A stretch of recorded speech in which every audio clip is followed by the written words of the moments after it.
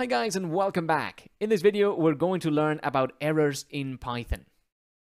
What we've got here is a simple divide function that takes in two parameters. If the divisor is equal to 0, it prints that it cannot be 0 and then returns. Otherwise, it'll return the dividend divided by the divisor. If we run this code, you should see that you get a print. Divisor cannot be 0.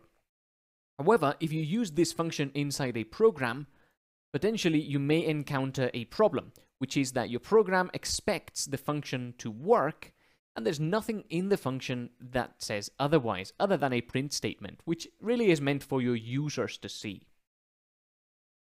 For example, let's say that we've got a set of grades, and we want to calculate the average. And we have a program like this one. Welcome to the average grade program. And the average is equal to divide of some grades by len grades. Obviously not the most useful program, but just bear with me while I explain why errors are useful in Python.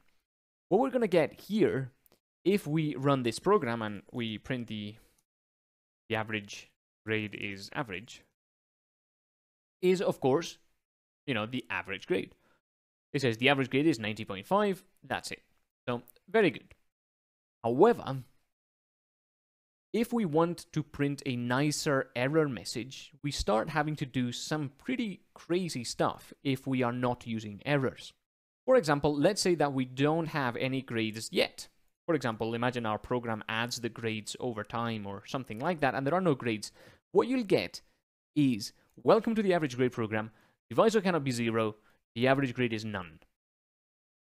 So not the greatest functionality here in our program, and this is caused by this function printing something out that is essentially just mathematical. It's unrelated to the context of the program. This program here talks about student grades, and that's what the user is expecting to read about. This program here, or this bit of code here, talks about mathematics, whether you can divide a number by 0 or not. So they are related, but you don't want to be printing divisor cannot be 0 when the user is expecting an average of a bunch of grades.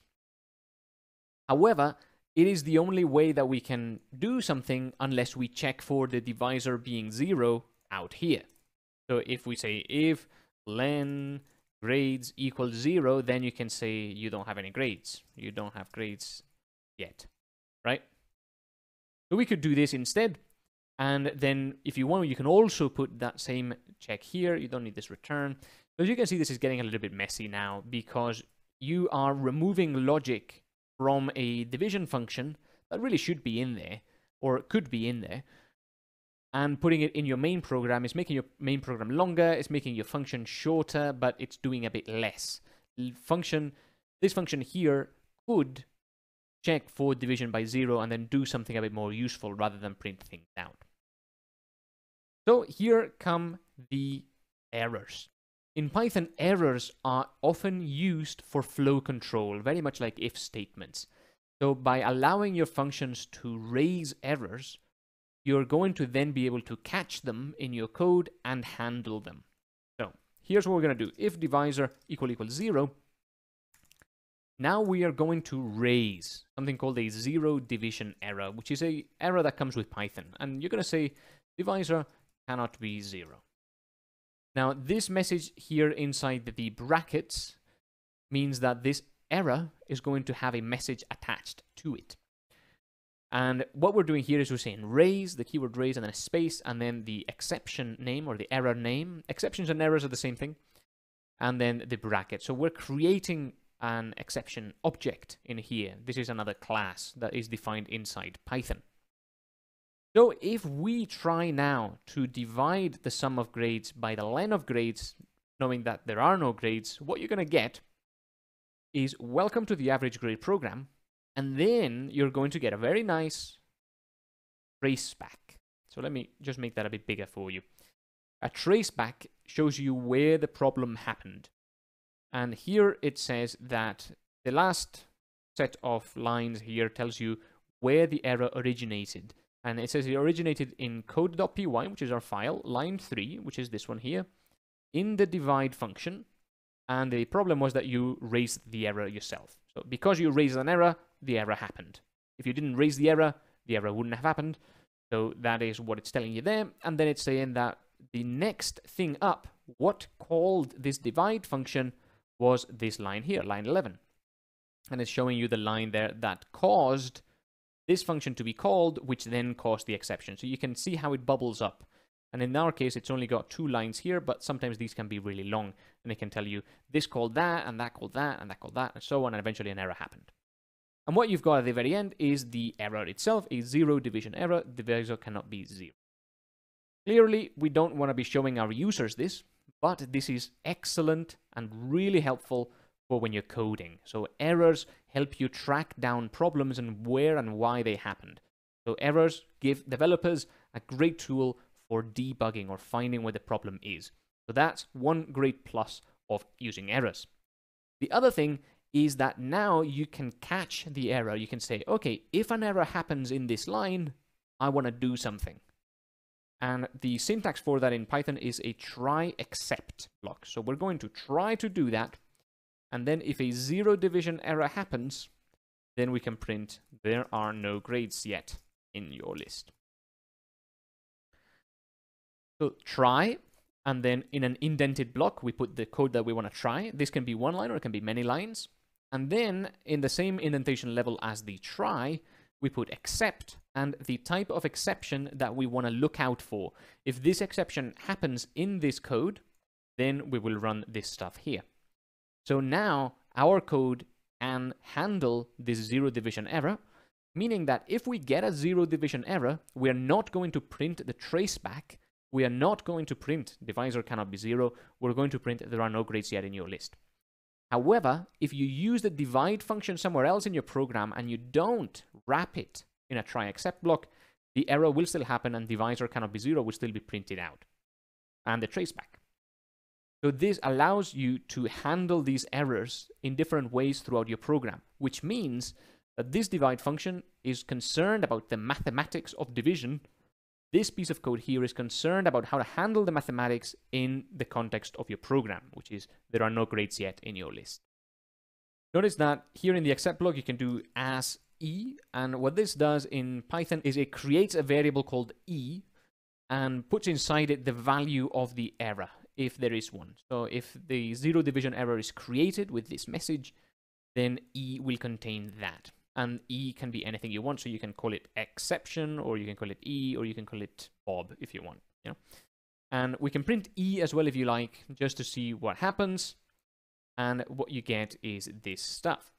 So you get there are no grades yet in your list, and you get divisor cannot be 0. Afterwards, because there was an error in this line, the average variable was never created, because this caused the error, which means our code jumped directly here. So when you run line 17, the variable does not exist. Therefore, you may want to put your variable in the same block as your variable definition.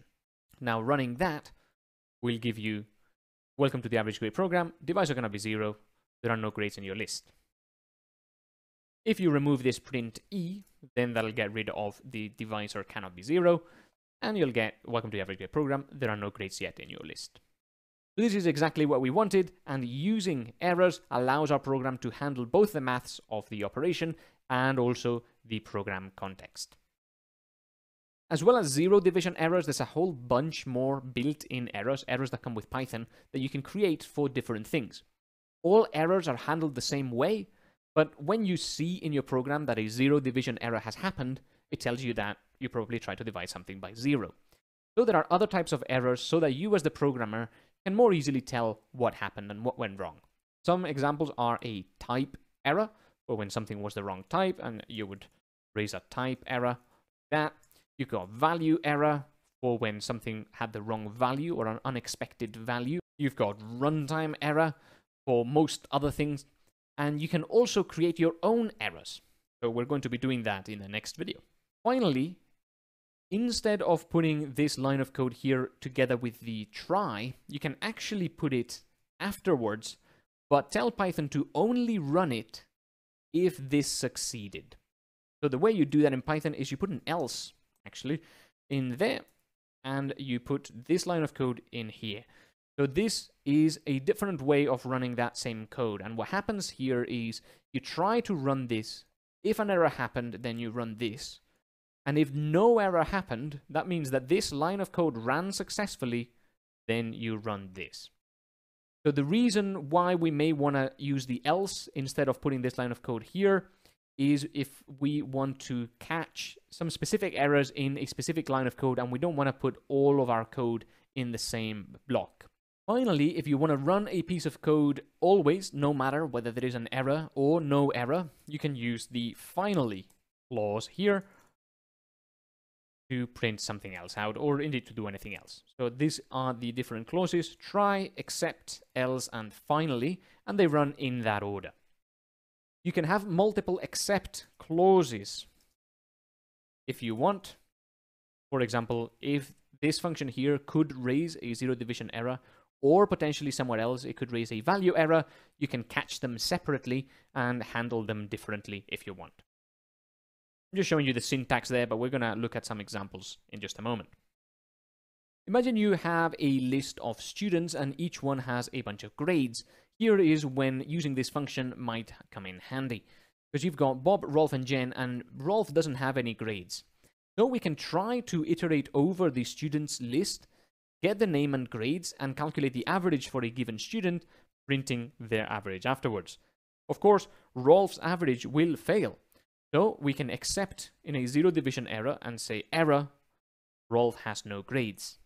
Otherwise, if all of them have grades, we can print that all the student averages were calculated, and finally at the end, no matter what, we can print the end of the student average calculation.